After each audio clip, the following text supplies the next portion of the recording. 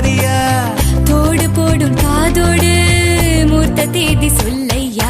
ஒட்டியான செஞ்சு தர வாரியா? நான் ஒட்டிக்கொள்ள என கொஞ்சம் தரியா? ஒட்டியானும் குட்டியான தேவையா? இட கட்டிக்கொள்ள கை ரெண்டு இல்லையா?